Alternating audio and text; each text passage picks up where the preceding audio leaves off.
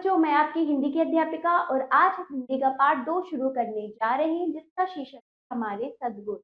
चलिए शुरू करते हैं पाठ 2 हमारे सद्गुण। पाठ का सार देखिए, प्रस्तुत पाठ में हमारे सद्गुण का वर्णन किया गया है। आइए पाठ को पढ़कर इन गुणों को अपनाने का प्रयास करें। ठीक है? सद्गुण का मतलब यानी हमारे जो अच्छे गुण होते हैं वो क्या होते हैं, इस पाठ के अनुसार हम देखते हैं। चलिए देखते हैं। सज्जनता मनुष्य का विशिष्ट गुण है। सज्जनता, सज्जन व्यक्ति क्या होता है?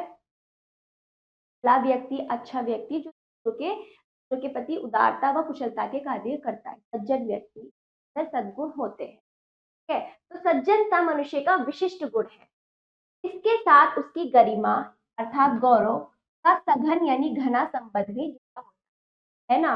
वो क्या होता है, उसकी गरिमा और गुणों मतलब वो अपने आप को लेकर और बाकी लोगों को लेकर क्या होता है, बहुत ज्यादा आत्मसम्मान होता है और दूसरों का भी सम्मान करता है। ठीक है? मानवता व सज्जनता दोनों एक दूसरों के पूरक मानवीय सद्गुणों को एकत्र कर सज्जनता की संज्ञा से सुशोभित किया जा सकता है। जो इंसानियत, मनुष्यता, मानवता और सज्जनता ये दोनों एक दूसरे के पूरक है। यानी जो सज्जन होगा उसके अंदर क्या होगी, इंसानियत होगी, मानवता होगी, लोगों के दुखों को, चीजों को, हालातों को वो समझेगा। ठीक है? और मानवता जिसमें होगी उसमें सज्जनता होगी। तो दोनों एक दूसरे के मानवीय सद्गुणों को एकत्र कर सज्जनता की संख्या से सुशोभित किया जा सकता है। उसी को ही हम सज्जनता कहते हैं, जिसमें मानवता, सज्जनता दोनों ही गुण किसी में हो तो ही वो सज्जनता, सज्जन व्यक्ति व सज्जनता की संज्ञा से, नाम से उसको पुकारा जा सकता है कि हाँ वो सज्जन व्यक्ति है। ठीक है? सज्जनता के अभाव में किसी महान व्यक्तित्व के उपलब्ध होने की कल्पना भी नहीं की जा सकती। ठीक है? तो सज्जनता जिसमें नहीं होती, चाहे उसने कितने भी महान कार्य कर लिए हो, तो फिर भी हम हम कह नहीं सकते कि हाँ वो पूरी तरह से सफल है, उसके अंदर अधूरापन होगा। चाहे उसने कितनी बड़ी उपाधि हासिल कर ली हो, यदि उसमें सज्जनता नहीं है तो वो महान व्यक्ति नहीं कहलाएगा। सज्जनता के प्रत्यक्ष गुणों में जनता के प्रत्येक गुणों में वाणी की मधुरता और व्यवहार में शिष्टाचार का समावेश है। तो सज्जनता को अगर देखा जाए तो उसमें क्या क्या होता है। एक तो वो क्या है, मीठा बोल, हर किसी से अच्छे से बात करता है, उसका व्यवहार अच्छा होता है, सबके साथ अच्छे से चलता है, अच्छे व्यवहार के साथ पेश आता है ना। तो ये गुण उसमें होते हैं, किंतु यह प्रदर्शन पक्ष है। तो ये तो ऊपरी पक्ष हो गया, मतलब देखने पर हम उसको देख रहे हैं कि हाँ ये सज्जन है, लेकिन उसके अंदर के आंतरिक गुण क्या है देखते हैं। अंतःकरण में व्यक्तित्व के मार्ग से जब यह प्रवेश करता है तो मनुष्यता को समझदारी, ईमानदारी, जिम्मेदारी, बहादुरी के 4 पायों पर जमी हुई, खड़ी हुई देखा जा सकता है। तो इस तरह से ये तो ऊपरी उसके गुण हो गए, लेकिन अंदर के जो अंतःकरण में जो उसके व्यक्तित्व को जो दिखाते हैं कि हाँ वो सज्जन व्यक्ति है, वो है समझदारी। उसमें समझदारी होगी, ईमानदारी, किसी कार्य को वो क्या बेईमानी से नहीं करेगा, ईमानदारी से करेगा, पूरी जिम्मेदारी उठाएगा, बहादुरी, बहादुर होगा वो, है ना। इन 4 पायों के साथ वो चलकर सज्जन बनता है, सज्जन कहलाता है। ऐसा व्यक्ति ना स्वयं उदारता बरतता है और ना ही दूसरों को बरतने देता है। ठीक है? तो इस तरह से उसके यह गुण होते हैं। उसके अपने व्यवहार में नीति, निष्ठा एवं समाज हित तक, उसके व्यवहार में नीति, निष्ठा और समाज हित, समाज के हित का, समाज अर्थात समाज के प्रति, समाज के हितों का ख्याल रखने वाला, समाज के हित का समावेश रहता है। तो उसके व्यवहार में क्या, तो वो नीति, हर एक कार्य की नियम पूर्वक, नीति पूर्वक करता है, और वो दूसरों के भी हक या दूसरों के समाज के हित के बारे में सोचता है। समाज में जितने भी लोग हैं सबके प्रति वो क्या होता है, सचेत रहता है। इन सब चीजों का समावेश उसके में होता है, व्यक्तित्व में होता है। जहां कहीं उसका उल्लंघन होता है तो उसे सिखाने से लेकर रोकने तक जो कुछ बन पड़ता है वह सब कुछ करता है। तो इस तरह से गलत कार्य, जहां कहीं किसी काम को लेकर या फिर किसी नियम को लेकर किसी प्रकार का उल्लंघन हो रहा हो, या फिर किसी प्रकार का धोखा हो रहा हो, तो वो समझाता है और रोकता भी है। ये सब क्या होता है, सज्जन व्यक्ति के सद्गुण होते हैं। सज्जनता अपने तक सीमित नहीं रहती, वरन जिस तक उसका प्रभाव पहुंचता है उन्हें भी उस अनुबंध में बांधती है। सज्जनता का सादगी के साथ साथ सीधा संबंध है, वही उसकी पहचान भी है। तो यहाँ तक देखिए पहले बच्चों, वही उसकी पहचान भी है। ठीक है, देखिए सज्जनता क्या है, अपने तक सीमित नहीं रहती, यानी कि वो सज्जन व्यक्ति के आसपास जो व्यक्ति रहते हैं उनमें भी वो गुण आने लगते हैं। ठीक है, यहाँ से वहां, ये कहते हैं ना, जैसी सोहबत वैसा असर, जैसी सोहबत में रहोगे वैसे बनोगे, जैसे माहौल में रहोगे वैसे बन जाओगे। तो आपको अच्छे लोगों के साथ रहोगे तो आप भी अच्छे बन जाओगे। ठीक है, तो ये क्या है, सज्जनता का गुण जो होता है एक जगह सीमित नहीं, एक व्यक्ति से दूसरे व्यक्ति में भी पहुंच जाता है। ठीक है, और वो एक दूसरे से बंध जाते हैं इस गुण को लेकर। सज्जनता का सादगी के साथ साथ सीधा संबंध, तो सज्जन व्यक्ति होता है ना, वो सादा जीवन उच्च विचार रखता है, सादगी जीवन, सादा जीवन उसको ज्यादा पसंद होता है सज्जन व्यक्ति। ठीक है, वही उसकी पहचान भी है। गले में बोट किसी के लटका नहीं होता और ना ही उसकी वर्दी पोशाक होती है, पर उसका रहन सहन इस तथ्य को भली प्रकार किसी अंगम किए हुए होता है। तो समझ रहे हो बच्चों, सज्जन व्यक्ति होता है वो गले में बोर्ड लटका के नहीं चलता, ना उसका कोई दिखावा होता है कि हाँ मैं सज्जन हूँ, मेरा मेरा पहनावा ऐसा है, सज्जन व्यक्ति की कोई अलग पहचान है, नहीं।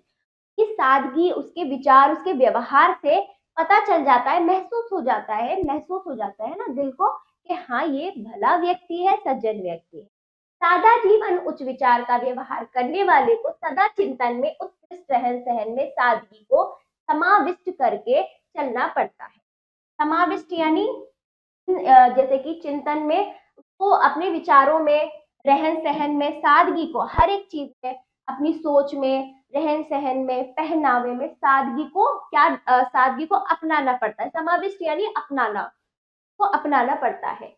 ठीक है, समाविष्ट करके चलना पड़ता है, जिसमें बनावट की अमीरी व फिजूल खर्ची की गंध आती है। जीवन के उस रूप को वह कभी अंगीकार नहीं करता। जो सज्जन व्यक्ति होता है वो अमीरी, फिजूल खर्ची नहीं होता, अमीरी दिखावा ये सब वो नहीं अपनाता।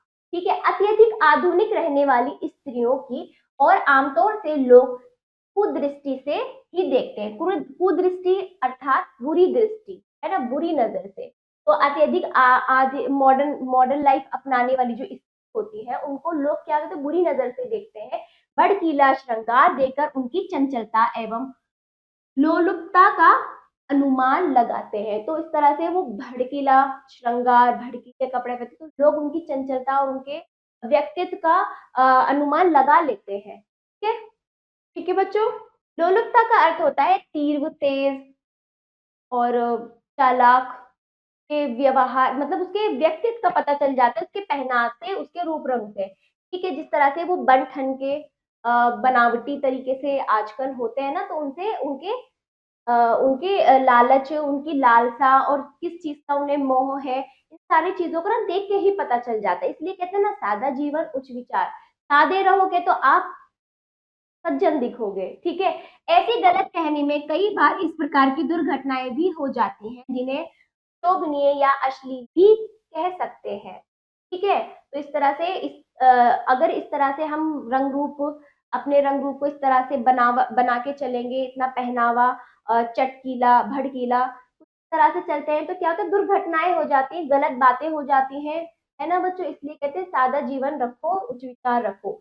विद्वान जनों की दृष्टि में सादगी, विद्वान जनों की दृष्टि में, जो विद्वान होते हैं उनकी नजर में सादगी ही सबसे बड़ा फैशन है।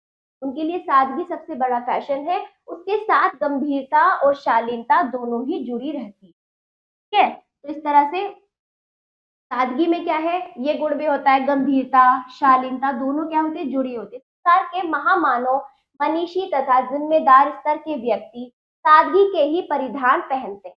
जितने भी महान लोग रहे ना, जिन्होंने अपने अपने जीवन में बड़े बड़े कार्य किए हैं, उनके आप उनका पहनावा देखिए बच्चों, वही सादा जीवन उच्च विचार, सादगी को अपना के रखते हैं। सादा सादा उनका पहनावा बहुत सादा होता है।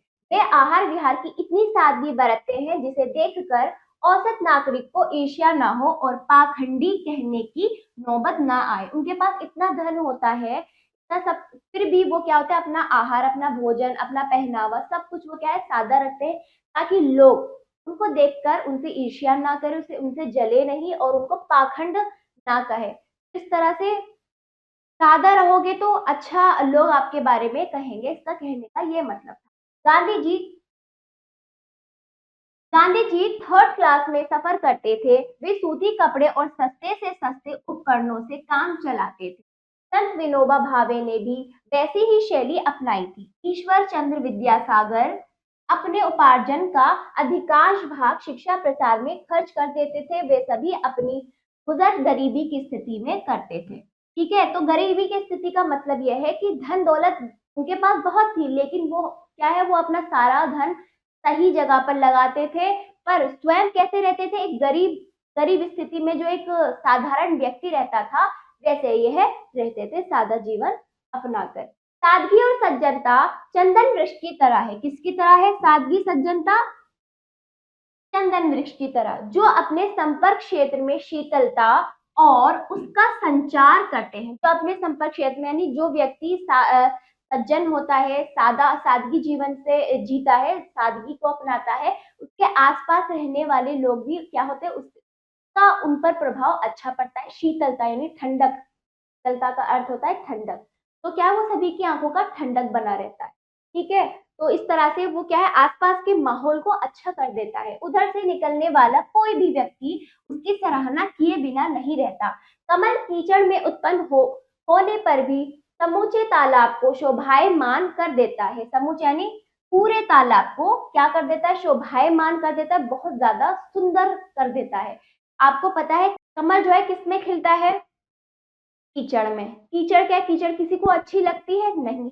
यदि कमल कीचड़ में खिल जाए तो पूरा कीचड़ वाला तालाब क्या लिख जाता है, पूरे कीचड़ वाले तालाब की क्या बढ़ जाती है, शोभा बढ़ जाती है। वो कमल की वजह से वो नजारा जो होता है वो सुंदर दिखने लगता है। ठीक है, तो इस तरह से गरीबी में इतना सामर्थ्य नहीं कि किसी की आंतरिक वरिष्ठता पर आंच आने का अवसर मिलने दे। तो इस तरह से गरीबी, गरीबी क्या होता है, गरीबी बुरी नहीं होती।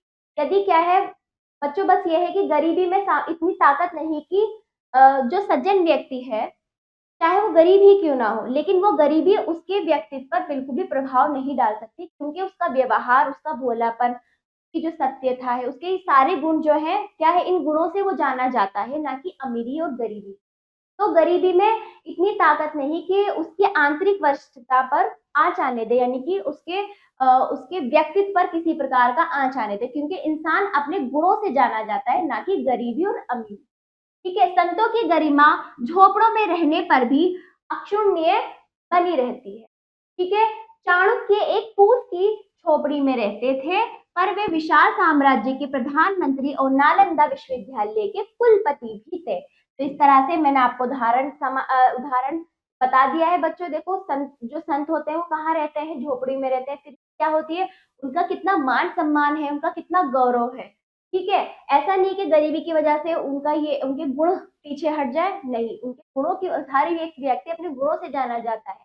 चाणक्य क्या थे, एक फूस की झोपड़ी में रहते थे, पर वे विशाल साम्राज्य के क्या थे, प्रधानमंत्री और नालंदा विश्वविद्यालय के कुलपति भी थे। लेकिन रहते कैसे थे, सादा जीवन। कुछ सादगी ने उनका गौरव गिरने नहीं दिया।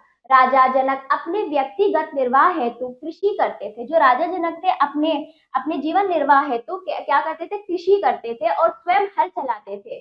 शबरी बाध्य दृष्टि से किसी बड़े सम्मान की अधिकारिणी नहीं थी, पर उसकी आंतरिक विशिष्टता ने गरिमा को इतना बढ़ाया कि राम को उसके घर जाकर झूठे बेर खाने पड़े। जो जो शबरी थी, वो किसी दृष्टि से कोई ऐसा नहीं, कोई बहुत महान थी या फिर उनका बहुत बड़ी उनको उपाधि या कोई बड़ा वरदान मिला होता, नहीं। मामूली थी वो, मामूली मनुष्य थी, या ना ही वो किसी चीज के पर उनका कोई अधिकार था। लेकिन उनकी जो आंतरिक विशेषता, जो उनके आंतरिक गुण थे, है ना, जो उनकी गरिमा थी, उनको देखकर भगवान राम उनके घर जाके झूठे बेर खाने के लिए मजबूर। ठीक है, सुदामा की गरीबी में छिपी हुई महानता ने कृष्ण को इतना अधिक प्रभावित किया कि उन्होंने अपनी संपदा द्वारिका से सुदामापुरी के लिए हस्तांतरित कर दी। ठीक है बच्चों, जो सुदामा थे श्री कृष्ण के क्या थे, मित्र थे। सुदामा थे गरीब, है ना, कृष्ण थे राजा।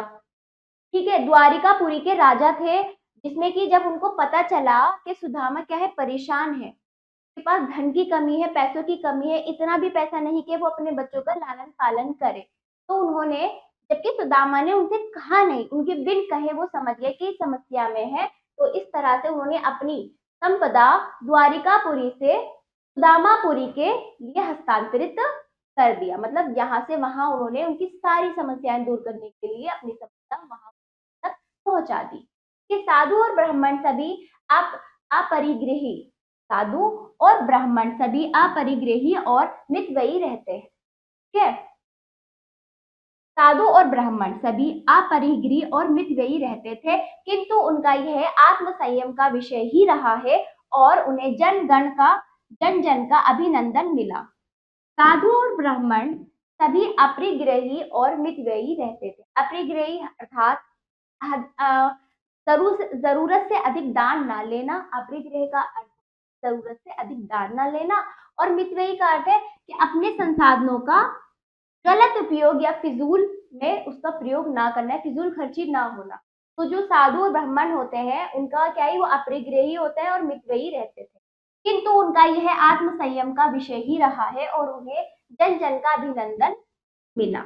इस तरह से यह गुण होते हैं। इसके विपरीत बड़े ठाट बाट वाले सोने चांदी के छत्र धारण करने वाले उद्धत और अहंकारी ही गिने जाते हैं। और जो क्या होता है, जो ठाट बाट का जीवन और अच्छे से जो ठाट बाट का जीवन व्यतीत करते हैं, उनको क्या कहा जाता है, अहंकारी घमंडी लोग कहा जाता है। जबकि साधु संत क्या होता है, वो जबकि सादा जीवन सादा जीवन उच्च विचार रखते हैं, सादा जीवन अपनाते हैं, फिर भी लोग उनका अभिनंदन करते हैं, सम्मान करते हैं। इनसे विपरीत जो ठाट पाट वाले जो जीवन व्यतीत करने वाले जो लोग होते हैं, उनको अहंकारी कहा जाता है लोगों द्वारा। फिजूल खर्ची अनेक दुर्गुणों की जननी है ना। जो फिजूल खर्ची है वो क्या होता है, अरे अनेक बुराइयों की जननी है। जिसे ठाट पाट में पैसा उड़ाने की लत है, उसे चरित्र की दृष्टि से भी संदिग्ध माना जाता है, क्योंकि न्यायोचित रीति से इतना कमाया जा सकता है जिससे सामान्य स्तर का गुजारा हो सके। तो इस तरह से बताया जा रहा है जो फिजूल खर्ची होते हैं वो क्या बुराइयों को बढ़ाती है। ठीक है, और जिसे जो जो जीवन ठाट पाट का जीवन व्यतीत करते हैं ना, इससे क्या होता है, लोग उन पर शक करते हैं कि जो ये ठाट पाट का जीवन व्यतीत कर रहे हैं, इससे ये हो सकता है किसी गलत रास्ते पे हो या कोई गलत काम कर रहे हो, क्योंकि जो सामान्य स्तर का जीवन जो सही तरीके से सत्य रास्ते पर और नियम पूर्वक में जो पैसा कमाया जाता है, वो सामान्य स्तर से ही गुजारा कर सकता है। और जो अधिक से अधिक ठाट पाट, फजूल खर्ची और अधिक से अधिक कार्य ऐसे कि वो दिखावा ज्यादा करता है ना, तो लोग ये सोचते हैं इसके पास पैसा कितना आ रहा है, जरूर ये किसी गलत कार्य में लगा हुआ है, तो लोग उसे शक की निगाह से देखते हैं। ये सामान्य तरीके से नियम पूर्वक तरीके से कमाया गया पैसा क्या होता है, इतना ज्यादा ठाट पाट जीवन नहीं करता वो, मतलब वो क्या होता है, सामान्य जीवन ज्यादा व्यतीत करता है, जो क्या होता है, न्यायोचित तरीके से धन कमाता है। ठीक है बच्चों, क्या समझ आया? चलिए, फिर यदि आमदनी बढ़ी हुई भी है तो उसका उपयोग दुखियों के आंसू पोंछने में किया जाना चाहिए। यदि आपके पास फिर भी आपके पास इतना पैसा है तो आप उसको दिखावे के जीवन में व्यतीत ना करके लोगों के दुख दूर करने में लगाएं। जिनके पास ठाट पाट में उड़ाने के लिए तो है, पर पीड़ितों की सहायता के लिए नहीं, उन्हें पाषाण हृदय कहना चाहिए। पाषाण यानी पत्थर हृदय। और जिनके पास क्या है, धन इतना है कि बस उनके पास खुद के लिए ठाट पाट की जिंदगी के लिए ऐशो आराम की जिंदगी के लिए पैसा है, परंतु दूसरों की जो दुखी है उनके दुख दूर करने के लिए जो पीड़ित होते हैं उनके दुख दूर करने के लिए पैसा उनके पास नहीं है, तो उनका हृदय क्या है, उनका दिल क्या है, पत्थर है। ठीक है, तो इस तरह से हमें यहाँ पर सद्गुणों के बारे में बताया गया है, जो सज्जन व्यक्ति होते हैं उनमें क्या गुण होते हैं, और जो बुरे व्यक्ति होते हैं और जो ठाट पाट की जिंदगी जीते हैं, जो ठाट पाट का जीवन जीते हैं, उनको लोग किस नजरिए से देखते हैं, कैसे है, क्या है, और किस तरह से हमें जीवन जीना चाहिए, कैसा पहनावा पहनना चाहिए, कैसे विचार रखने चाहिए, वो इस पाठ में अच्छे से समझाया गया है। ठीक है बच्चों, तो ये पाठ समाप्त हुआ। शब्दार्थ देख लीजिए। गरिमा, गौरव, सघन, घना, अभाव, कमी, शिष्टाचार, अच्छा व्यवहार, अधिकारिणी, अधिकार के योग्य, पाषाण, पत्थर। ठीक है, इनको समझते हुए आप कंठस्थ करेंगे। अभ्यास कार्य सही उत्तर पर सही का चिन्ह लगाइए। का देखिए, सज्जनता की वाणी होती है मधुर। ठीक है, अगला ख देखिए, गांधी जी सफर करते थे 3rd क्लास में। अगला ग देखिए, तालाब को शोभायमान करता है कमल। ख देखिए, सादगी और डैश चंदन वृक्ष की तरह है सज्जनता। ठीक है, क्यों है, मैं एक चीज और समझाती हूँ। सज्जन वृक्ष की तरह क्यों है? जैसे आपने देखा, आपने सुना भी होगा कि चंदन के वृक्ष की ओर चारों ओर सांप रहते हैं, सांप लिपटे रहते हैं। ठीक है, उस वृक्ष की ओर, लेकिन उन सांप के अंदर होता है विष यानी जहर।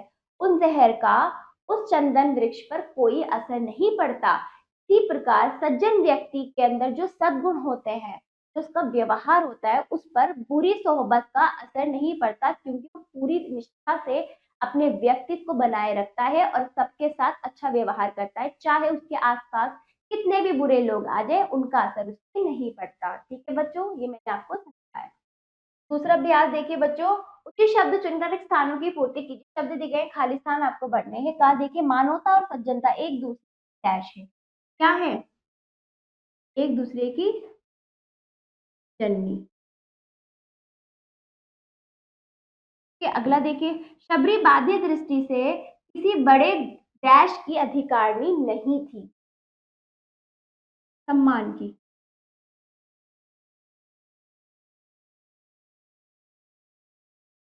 ठीक है, अगला देखिए, अगला ग देखिए, सज्जनता का डैश के साथ सीधा संबंध है, सादगी के साथ। अगला, संतों की गरिमा झोपड़ों में रहने पर भी डैश बनी रहती है, सुनिए।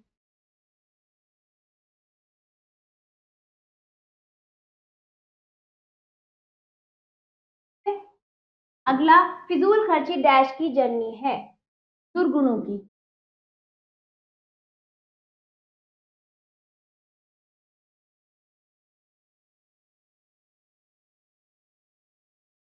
तीसरा अभ्यास, सही वाक्यों के सामने सही तथा गलत वाक्यों के सामने गलत का चिन्ह लगाइए। कहा देखिए, फिजूल खर्ची गुणों की जर्नी है, गलत। अगला, चाणक्य एक फूस की झोपड़ी में रहते थे, सही। अगला, सादगी और सज्जनता नीम की वृक्ष की तरह है, गलत।